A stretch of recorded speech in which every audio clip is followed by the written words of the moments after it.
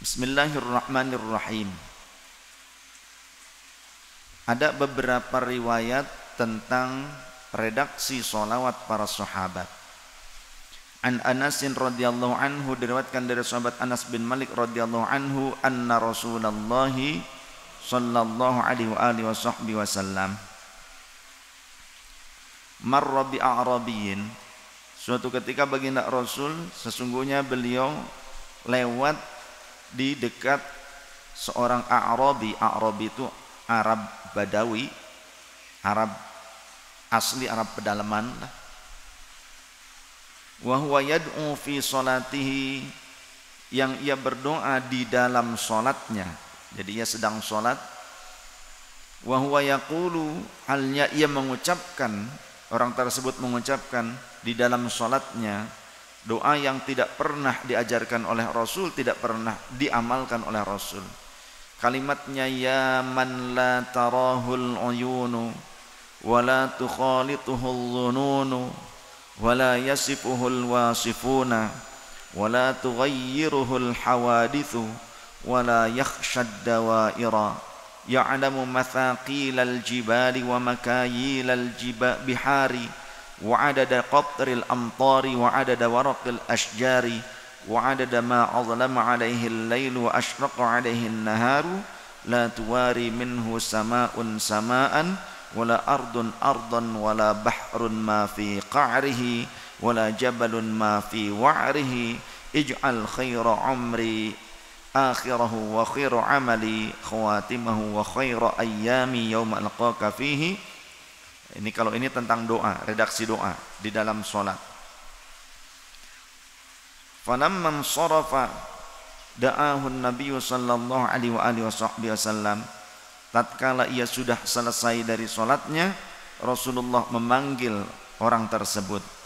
Wa wahaba lahu dhahaban, dan Rasulullah memberikan hadiah kepadanya berupa emas. Wa qala lahu, dan baginda Rasul berkata kepada lelaki tersebut, wahabtu lakal dhahaba li husni thanaika 'ala Allah azza wa jalla. Aku memberikan hadiah emas ini kepadamu karena begitu baiknya, begitu indahnya pujianmu kepada Allah azza wa jalla. Rawahu at-Tabrani fil Mu'jamil Awsat. Riwayat Imam At-Tabrani di dalam kitab haditsnya Mu'jamul Awsat, nomor hadis 9448, bisanadin jayyidin, dengan sanad yang bagus. Qala Al-Hafidh Al-Haythami fi Majma'iz Zawaid. Imam Al-Hafidh Nuruddin Ali Al-Haythami di dalam Majmu'uz Zawaid, beliau berkata, rijaluhu rijalus sahih ghairu Abdullah bin Muhammad Abi Abdurrahman Al-Adhrami wa huwa thiqatun. Jadi riwayatnya bagus, riwayat-riwayatnya. Dari hadis ini dapat dipahami ada sahabat yang mengamalkan doa redaksi sendiri bahkan di dalam sholat. Bukan redaksi yang diajarkan Rasul, bahkan tidak pernah diamalkan Rasul sama sekali, tapi diamalkan dan dibuat oleh orang tersebut. Malah Rasulullah memberikan emas, bukan malah mencaci. Rasul tidak mencaci, tidak mengatakan kamu melakukan sesuatu yang tidak pernah aku ajarkan, bid'ah, enggak.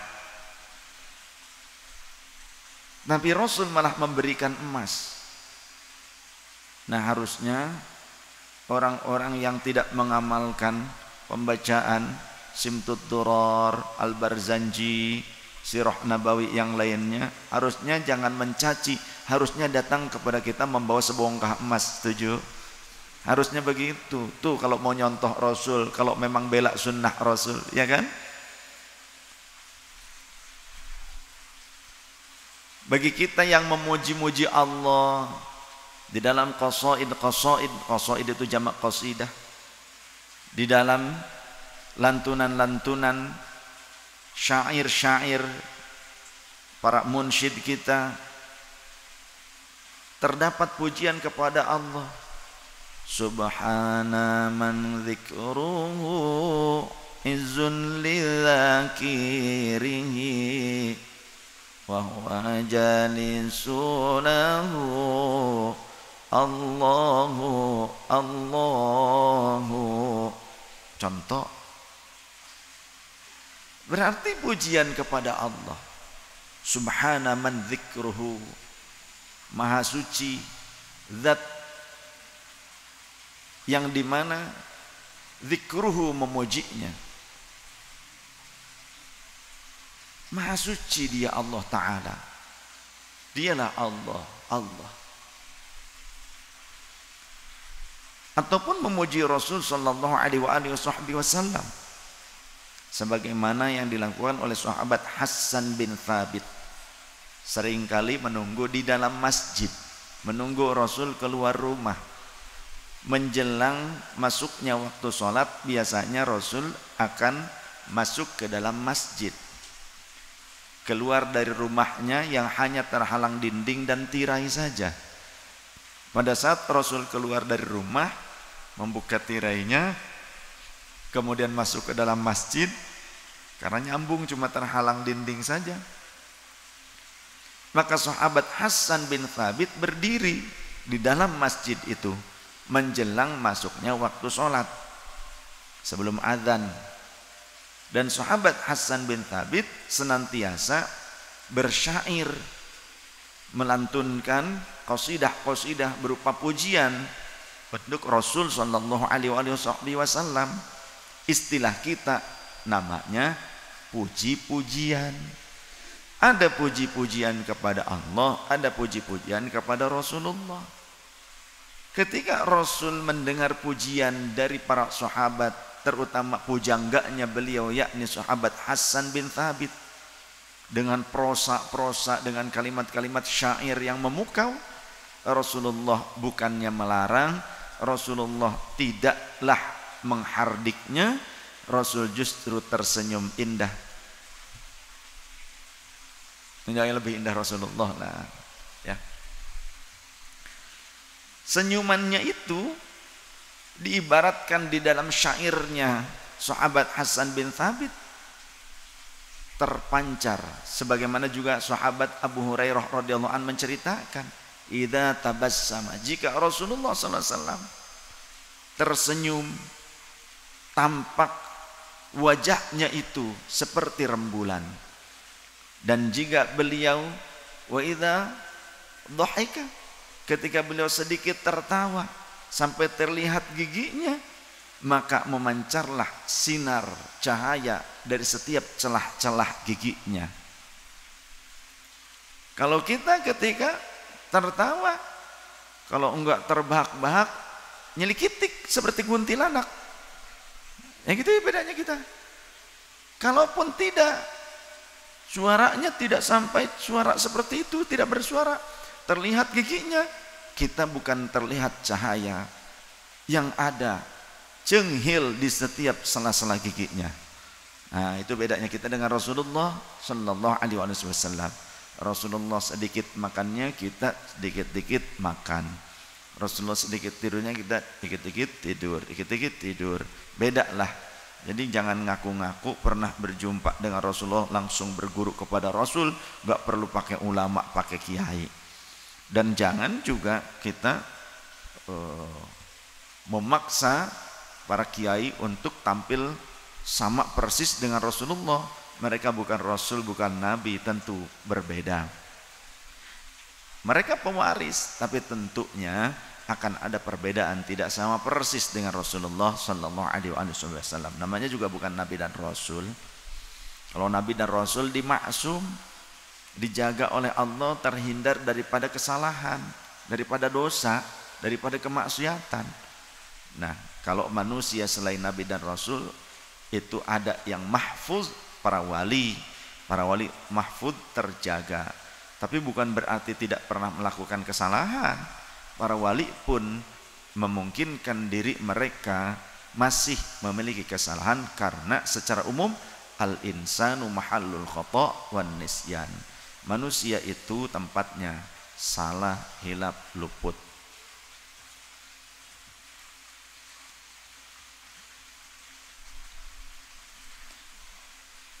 Rasul ketika mendengar pujian dari sahabat Hasan bin Thabit tersenyum dan mendekapnya seraya menempelkan tangannya di dada sahabat Hasan bin Thabit dan berdoa, Allahumma ayyidhu biruhil amin. Allahumma ayyidhu biruhil amin. Ya Allah, tolonglah dia, kuatkanlah dia, jagalah dia, bimbinglah dia dengan ruhul amin, dengan bimbingan Jibril alaihissalam. Bimbing dia dengan petunjuk yang kau sampaikan melalui Jibril alaihissalam. Bukan berarti supaya dia jadi nabi dan rasul, bukan. Karena malak Jibril selain tugasnya menyampaikan wahyu kepada para nabi dan rasul, juga menyampaikan ilham kepada hamba-hamba Allah yang beriman. Jadi Jibril itu, malak Jibril alaihissalam, Sayyiduna Jibril alaihissalam, ketika sudah tidak ada lagi nabi dan rasul, beliau masih tetap menjalankan tugas. Apa? Menyampaikan ilham kepada umat yang beriman. Sehingga benar kata Rasulullah, ittaqu firasatal mu'mini fa innahu yanzuru binurillah.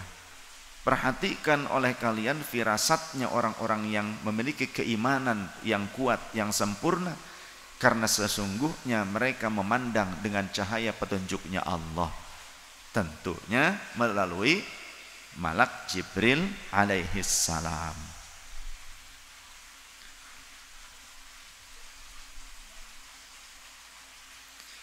An Abdullah bin Mas'ud radhiyallahu anhu qala, sahabat Abdullah bin Mas'ud radhiyallahu anhu beliau berkata, idza shallaitum ala Rasulillahi sallallahu alaihi wa alihi wasallam, jika kalian bersolawat kepada Rasulullah sallallahu alaihi wasallam, fa ahsinu, maka baguskanlah as-salata alaihi, salat kalian, jamaknya solawat kalian.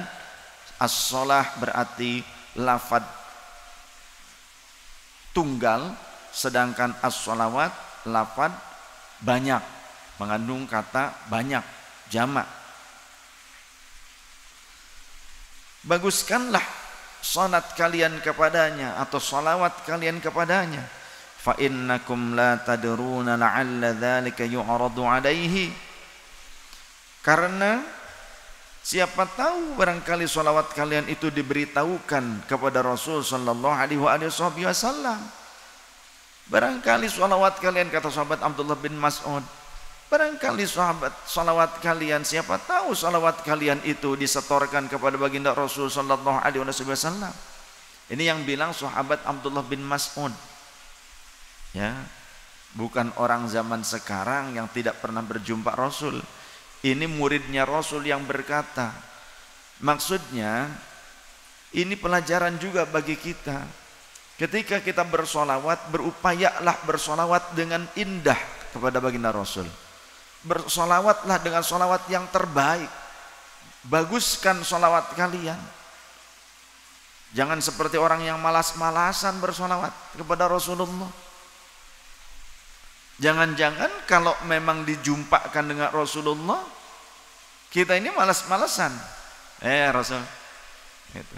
Ya bro, begitu lagi nanti. Jangan-jangan begitu.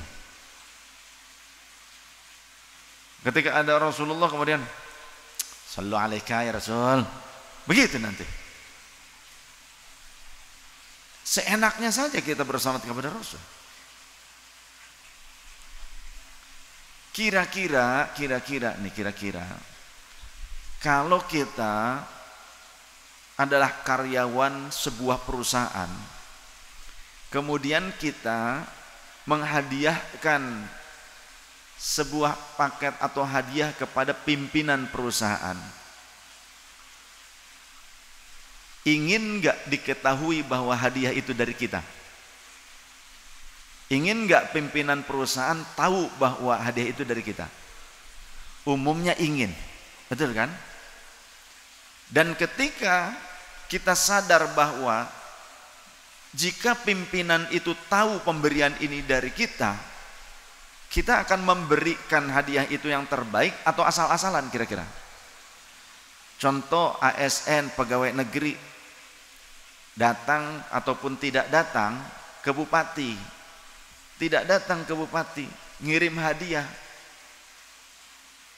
ya, bawahan ke atasan nih, pakai nama. Bagaimana kira-kira? Apakah akan dibuat indah hadiahnya atau asal-asalan? Tentunya akan dibuat indah. Dan kita berupaya akan memberikannya yang berharga. Tampilannya, packagingnya, isinya juga, kualitasnya. Tentu kita akan memperhatikan apa yang disukai oleh pimpinan kita, apa yang disukai oleh dia. Kenapa terhadap Rasulullah yang menjadi sayyiduna, pimpinan kita, sayyidul alam, pimpinan seluruh alam, seluruh makhluk, kenapa kok kita seolah-olah tidak menghaturkan yang terindah untuk Rasulullah sallallahu alaihi wasallam? Padahal kata baginda Rasul, fa inna salatakum tu'raduna alayya, ketika masih hidup Rasulullah mengatakan itu. Sedangkan sepeninggal beliau sahabat Abdullah bin Mas'ud berkata, la'alla dzalika yu'radu alaihi, semoga saja sholawat kalian disampaikan, dihaturkan kepada Rasul, diperlihatkan, diberitahukan kepada Rasul. Karena ada ungkapan Rasul ketika masih hidup, fa inna sholatakum tu'raduna alayya, karena sholawat kalian itu akan dihaturkan kepadaku, diperlihatkan kepadaku. Sampai-sampai ada sahabat yang bertanya, kaifa tu'radu sholatuna ilaika Rasulullah fa anta qad aramta au balita, bagaimana mungkin ya Rasulullah salawat kami akan disampaikan kepada engkau ketika engkau sudah wafat, ketika engkau sudah hancur di tanah kelak. Kalau sekarang mungkin engkau tahu, tapi ketika engkau sudah wafat bagaimana ya Rasul? Bagaimana mungkin akan disampaikan kepada engkau, bagaimana mungkin engkau tahu salawat kami? Maka kata baginda Rasul, inna Allah azza wa jalla harrama 'alal ardi ayyakula ajsadal anbiya, sesungguhnya Allah azza wa jalla mengharamkan bumi, mengharamkan tanah untuk memakan jasad para nabi. Sehingga kata baginda Rasul, di mana kalian mengucapkan salam kepadaku dimanapun kalian berada, tiada lain kecuali Allah akan mengembalikan ruhku seketika ke dalam jasadku, hatta arudas salama ilaiku, sehingga aku mampu menjawab salam untuk kalian dimanapun kalian berada, entah di dekatku ataupun dari kejauhan. Maka ucapkan salam yang terbaik dengan penuh penghayatan, dengan penuh cinta kepada Rasul, dengan penuh kerinduan kepada Rasul. Begitu pula dengan sholawat kepadanya. Jangan sangka baginda Rasul tidak tahu dirimu. Sesungguhnya beliau tahu siapa diri kita dan juga orang tua kita. Karena malaikat ketika menyetorkan sholawat kita kepada baginda Rasul, malaikat akan menyebutkan nama kita dan leluhur kita, orang tua kita, fulan bin fulan bin fulan. Akan dikatakan demikian. Bagaimana mungkin kita tidak bahagia jika nama orang tua kita disebut ketika kita bersolawat kepada Rasul, disebut oleh malaikat yang menyetorkan solawat kita kepada Rasulullah, menyebut nama ayah dan bunda kita, kakek dan nenek kita, disebut di hadapan baginda Rasul. Apa tidak bangga mereka? Apakah kita tidak berbahagia nama orang tua kita disampaikan juga kepada Rasul selain nama kita yang bersolawat salam kepadanya?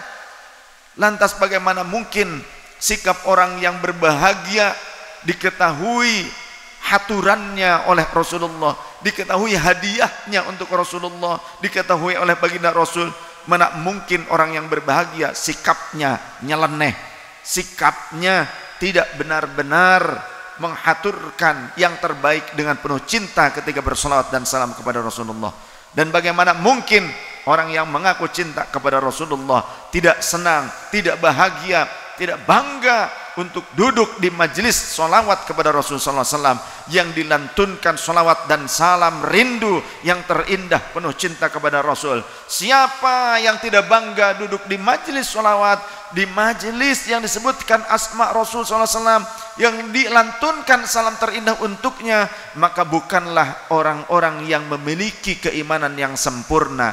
Karena sahabat bertanya kepada Rasul, mata aku mu'minan shadiqan, kapan aku dikategorikan sebagai mukmin yang benar ya Rasul? Qala idza ahbabtallaha, Rasul menjawab, jika engkau mencintai Allah, maka engkau telah menjadi seorang mukmin yang benar. Ya, karena tidak mungkin orang itu menjadi seorang mukmin. Mukmin itu bukanlah hanya muslim. Muslim belum tentu mukmin, tapi mukmin sudah pasti muslim. Karena orang mukmin dia menjalankan rukun-rukun Islamnya dengan penuh penghayatan keimanan, keyakinan Allah dekat dengan dirinya, Allah menyaksikannya, dan dia akan kembali kepada Allah karena seluruhnya minallah, dari Allah, billahi dimampukan oleh Allah. Kita sholat perintahnya dari Allah, billahi kita mampu menjalankan sholat dengan baik dan benar juga oleh Allah diperjalankannya. Kita datang ke majelis ilmunya ulama sehingga faham syarat rukun, syarat sahnya, pembatalannya, bagaimana cara sholat yang benar, itu oleh Allah. Maka berarti orang yang datang ke majelis ilmu, mereka diberjalankan oleh Allah, berarti mereka mendapatkan anugerah yang agung, sebagaimana Allah berfirman, yu'til hikmata may yasha wa may yu'tal hikmata faqad utiya khairan katsira wa ma yadhakkaru illa ulul albab wallahu rasulul alam bi muradi wa makna. Allah menganugerahkan hikmah, rahasia-rahasia ilmunya kepada siapapun yang Allah kehendaki. Dan siapa yang dianugerahi hikmah oleh Allah, maka sungguhnya ia telah dianugerahi nikmat yang begitu agung, pemberian yang sangat besar. Wa ma yadzakkaru illa ulul albab, dan tidak ada yang bisa mengambil pelajaran kecuali orang-orang yang waras, orang-orang yang punya akal sehat.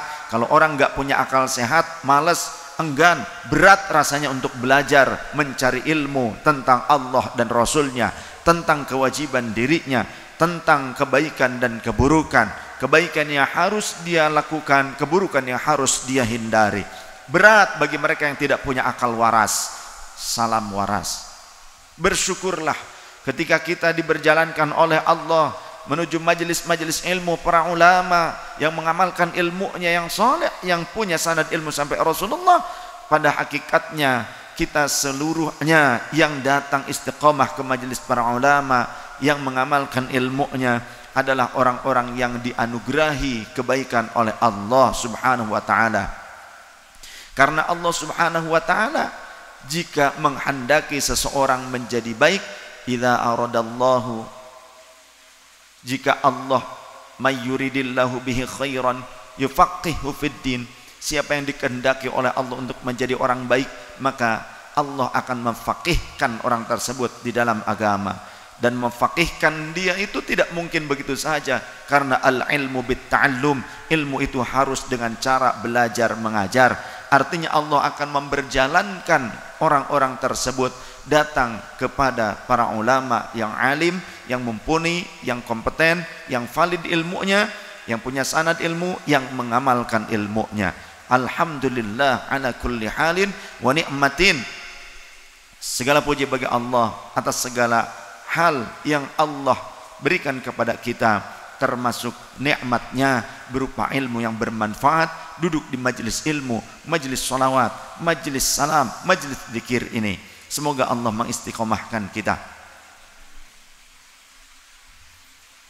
Jadi ketika kita duduk bersama, berzikir, bersolawat, mengkaji ilmu, maka berarti kita telah diberjalankan oleh Allah untuk mengerti mana yang manfaat, mana yang maslahat, mana yang madarat, mana yang mudillat, yang menyesatkan. Kita diajar di dalam majelis seperti ini. Hakikatnya Allah yang mengajari kita, Allah yang memberjalankan ulama, menyampaikan ilmunya Rasul, Allah yang memberjalankan kita datang menemui ulama untuk mengambil ilmunya Rasul.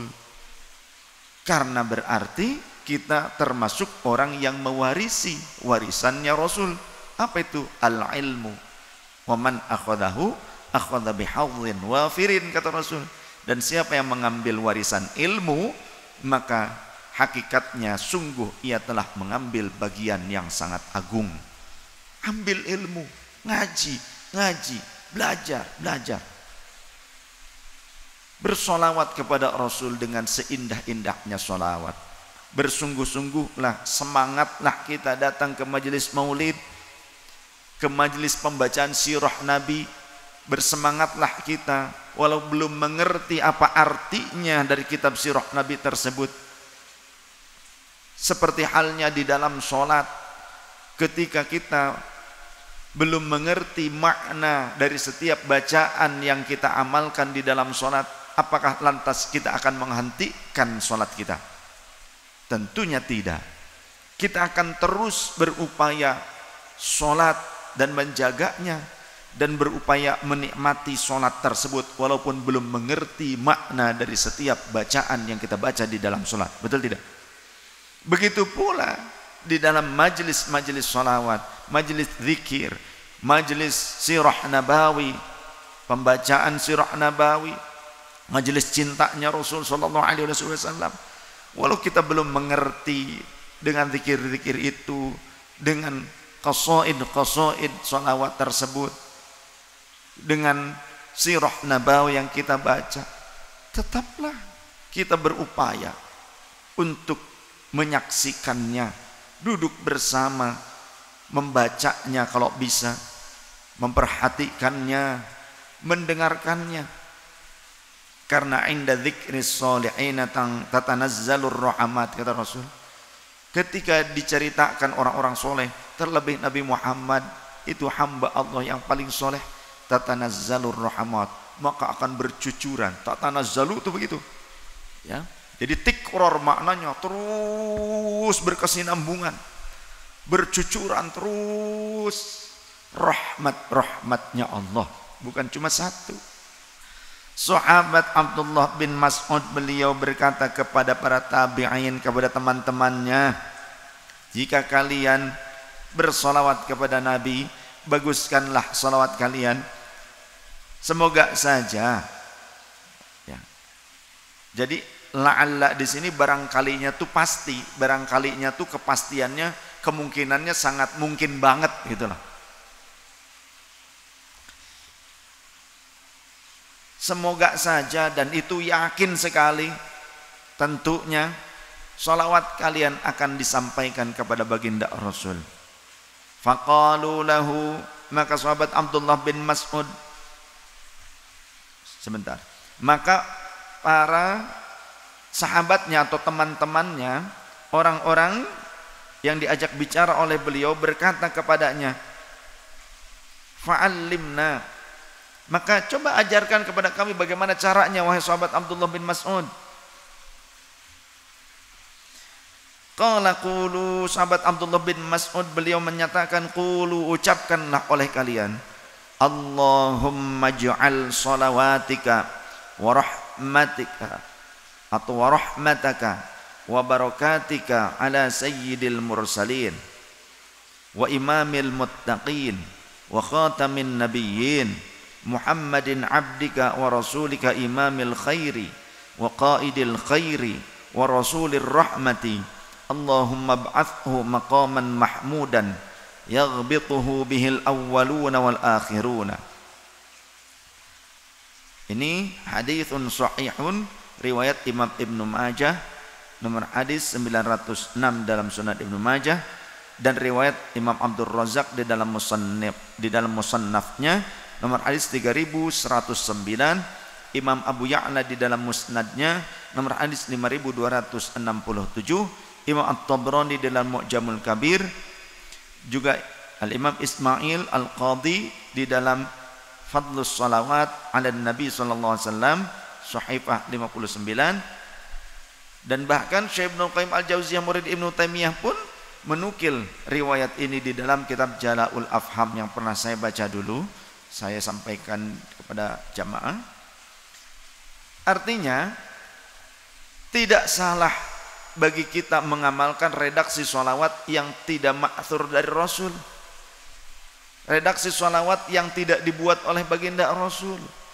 Boleh kita mengamalkan sholawat redaksi para sahabat, redaksi para ulama, atau bahkan kita jika memang memiliki kemampuan di dalam berbahasa Arab yang sempurna, yang baik dan benar, kita menggubah sebuah redaksi sholawat karena kecintaan kita kepada Rasulullah, silahkan saja.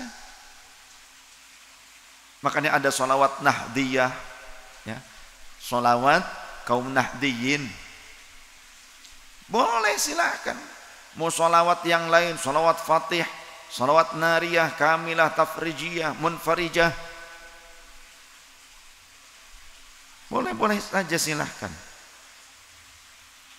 Kemudian an Salamah al-Kindi qala, dari Salamah al-Kindi qala, dia menceritakan kana Aliyun radhiyallahu anhu wa karramallahu wajhah, adalah sahabat Ali karramallahu wajhah, yu'allimun nas, itu yu'allimun nasa, mengajari orang-orang as-salata ala nabiyyi sallallahu alaihi wasallam, mengajarkan kepada orang-orang tentang salawat kepada Nabi, redaksi salawat kepada Nabi sallallahu alaihi wasallam.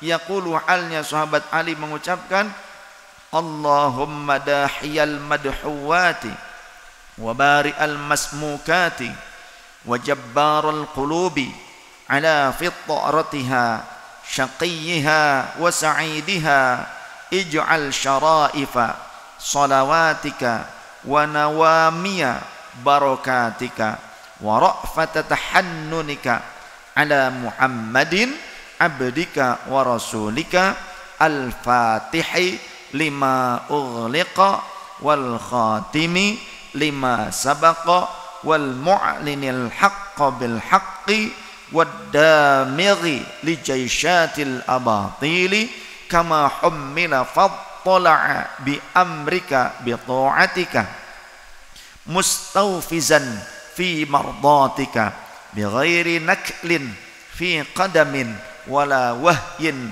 fi azmin wa'iyan li wahyika hafizan li ahdika madiyan ala nafadhi amrika hatta awra qabasan li qabisin ala Allahi tasilu bihi asbabahu bihi hudiyatil qulubu ba'da khawdatil fitani wal ithmi wa abhaja mudihatil a'lami wa nairatil ahkami wa muniratil islami fahuwa aminukal ma'munu wa khazinu ilmikal makhzuni wa shahiduka yawmaddini wa ba'ithuka ni'matan wa rasuluka bil haqqi rahmatan Allahumma afsah lahu fi adnika wajizihi mudha'afatil khairi min fadlika lahu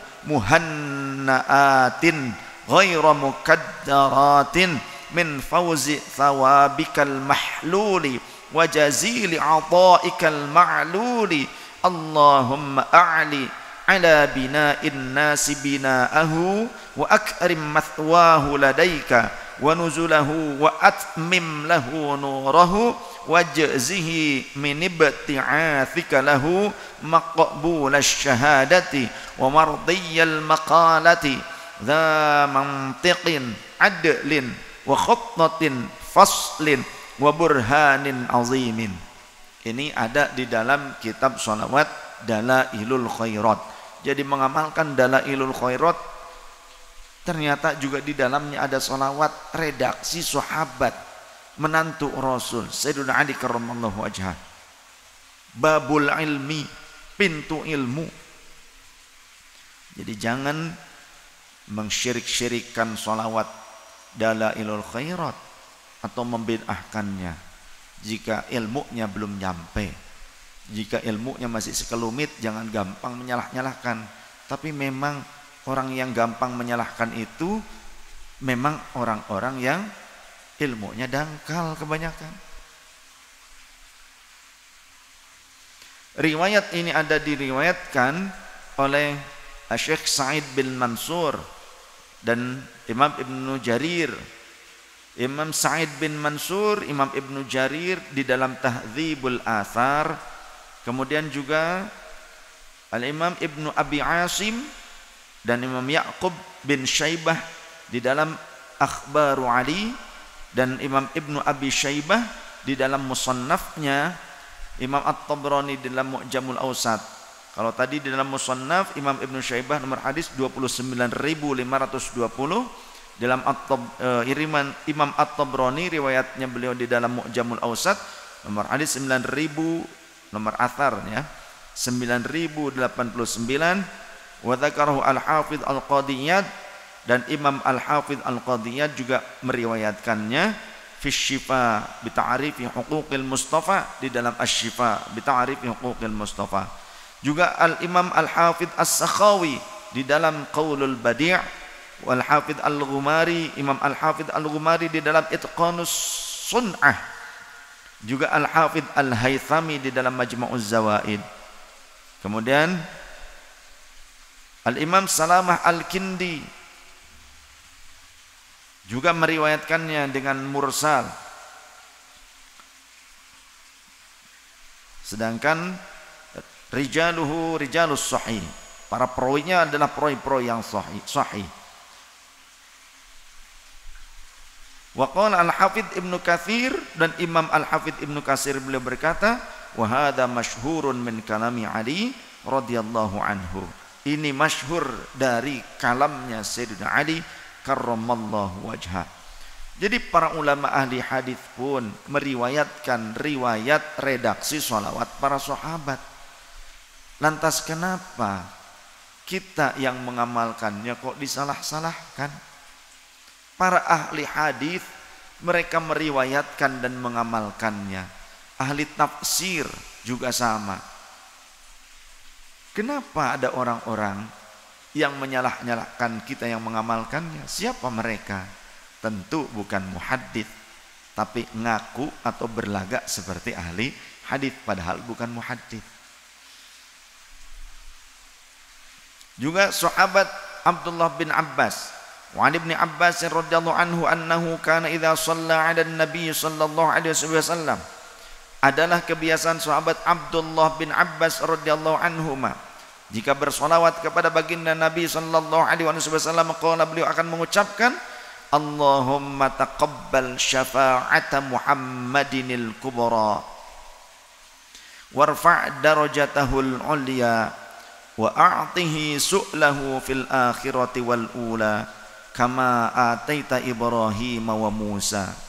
Rawahu Abd bin Humaid fi musnadihi, diriwayatkan oleh Imam Abd bin Humaid di dalam musnadnya, dan Imam Abdul Razak di dalam Musannaf nomor hadis 3104, dan Al-Imam Ismail Al-Qadhi di dalam Fadlus Salati 'ala Nabi sallallahu alaihi wasallam. Juga Syekh Ibnul Qayyim Al-Jauziyah bahkan mengutipnya di dalam Jala'ul Afham. Qala Al-Hafidz As-Sakhawi fil Qaulil Badi'. Imam Al-Hafidz As-Sakhawi dalam Qaulul Badi' beliau berkata, isnaduhu jayyidun qawiyyun sahihun. Sanadnya jayyid, bagus, qawiyyun, kuat, sahihun, sahih. Sehingga para ulama pun setelah fase sahabat yakni tabi'in sekelas Imam Hasan Basri, beliau juga mengucapkan Allahumma salli ala Muhammadin wa ala alihi wa ashabihi wa uladihi wa azwajihi wa dhurriyyatihi wa ahli baitihi wa asharihi wa ansarihi wa asya'ihi wa muhabbihi wa ummatihi wa alaina ma'ahum ajma'in ya arhamar rahimin. Ini dikutip oleh Imam Al-Hafidz As-Sakhawi dalam Qaulul Badi'. Imam Asy-Syafi'i juga mengucapkan di dalam pembukaan kitab Ar-Risalah, sallallahu ala Muhammadin adada ma dzakarahu dzakiruna wa adada ma ghafala an dzikrihil ghafiluna. Itu salawat Imam Syafi'i. Bahkan Al-Imam Abdullah bin Al-Hakam berkata, pada pagi harinya, jadi ketika Al-Imam Abdullah bin Al-Hakam di malam harinya bermimpi bertemu dengan Imam Asy-Syafi'i. Jadi suatu ketika Al-Imam Abdullah bin Al-Hakam bermimpi bertemu dengan Imam Syafi'i di dalam mimpinya sepeninggal Imam Asy-Syafi'i. Kemudian Imam Abdullah bin Al-Hakam berkata, bagaimana perlakuan Allah kepadamu wahai Imam Asy-Syafi'i? Maka Imam Asy-Syafi'i menjawab, Allah mengasihiku dan mengampuniku. Lalu Imam Abdullah bin Al-Hakam bertanya lagi, dengan sebab apa Allah mengasihi dan mengampunimu? Dengan sebab apa engkau memperoleh derajat ini wahai Imam Syafi'i? Kata Imam Abdullah bin Al-Hakam. Lalu ternyata di dalam mimpi itu bukan cuma ada Imam Asy-Syafi'i, ada orang lain yang menjawab pertanyaan itu justru dengan sholawat yang ditulis oleh beliau di dalam kitab Ar-Risalah. Jadi ada satu orang yang menjawab, yang lantang suaranya menjawab pertanyaan tadi, ya. Maka kemudian pagi harinya Imam Abdullah bin Al-Hakam membuka kitab Ar-Risalah. Ternyata karena ketika diucapkan di dalam mimpi itu, dengan sebab sholawatnya Imam Syafi'i yang beliau tulis di dalam kitab Ar-Risalah yang bunyinya sallallahu ala Muhammadin ada ma dzakarhu dzakiruna wa ada ma ghafal an dzikril ghafiluna. Pas pagi harinya bangun, Imam Abdullah bin Al-Hakam langsung mengambil kitab Ar-Risalah karya Imam Asy-Syafi'i, dibuka, ternyata di dalamnya aku lihat redaksi sholawat yang persis seperti yang dibacakan di dalam mimpiku tadi malam. Makanya kata baginda Rasul, mimpinya orang mukmin itu salah satu dari 70 keutamaan para nabi. Mimpinya orang mukmin itu salah satu dari 70 lebih anugerah yang Allah berikan kepada para nabi dan rasul. Dan itu dianugerahkan pula kepada orang-orang mukmin. Karena kalau mimpi yang benar, terlebih mimpinya para nabi dan rasul, tentu bukan mimpi-mimpi yang dari setan, tidak akan pernah. Seluruh nabi dan rasul tidak pernah bermimpi dari setan. Mimpinya itu selalu petunjuk. Nah, orang mukmin ada kalanya mimpi yang baik itu minallahi ta'ala, sesungguhnya petunjuk dari Allah subhanahu wa ta'ala. Dan bahkan kata Rasul, salah satu bagian daripada keistimewaan yang Allah anugerahkan kepada para nabi dan rasul, nah, itu dianugerahkan kepada orang mukmin berupa mimpi yang baik, ya. Mimpinya mimpi yang baik, tapi ru'yatul mukmin. Hikayat ini dihikayatkan oleh banyak ulama, termasuk ulama kebanggaan orang-orang Salafi Wahabi, yakni Syekh Ibnul Qayyim Al-Jauziyah murid Ibnu Taimiyah di dalam Jala'ul Afham. Itu diriwayatkan riwayat ini. Sedangkan orang Wahabi seringkali mimpi ketemu ulama lain itu sebagainya, itu bukan dalil, katanya begitu. Kan begitu kan? Tapi Syekh Ibnul Qayyim Al-Jauziyah kenapa meriwayatkan ini, dan para ulama ahli hadis banyak meriwayatkan tentang hal ini, tentang mimpi-mimpi baiknya para aulia, para ulama, karena mereka para muhadits lebih faham dibandingkan orang Salafi Wahabi. Jawabannya itu. Siapa lagi yang meriwayatkannya? Imam Al-Hafidh As-Sakhawi. Al-Hafidh itu bukan hafal Quran, tapi hafal minimal 300.000 hadis. Matan itu redaksi hadisnya, sanadnya an Rasulullah SAW qala, gitu tuh. Tiap hadis hafal tuh sanadnya, plus biografi setiap perawi hadisnya, minimal 300.000 hadis harus hafal. Matan, sanad, dan juga rijalul hadis. Matan redaksional hadisnya, sanad riwayat para perawinya, an rijalul hadis, biografi setiap perawi hadisnya harus hafal minimal 300.000 hadis, baru disebut Al-Hafidh. Bukan cuma hafal Quran. Ya. Al-Imam Al-Hafidz As-Sakhawi beliau meriwayatkannya dalam Al-Qaulul Badi'. Yang benar-benar Al-Hafidz ya begitu. Bukan Al-Hafidz kaleng-kaleng. Ya. Banyak riwayat-riwayat yang lainnya, namun saya rasa saya cukupkan dulu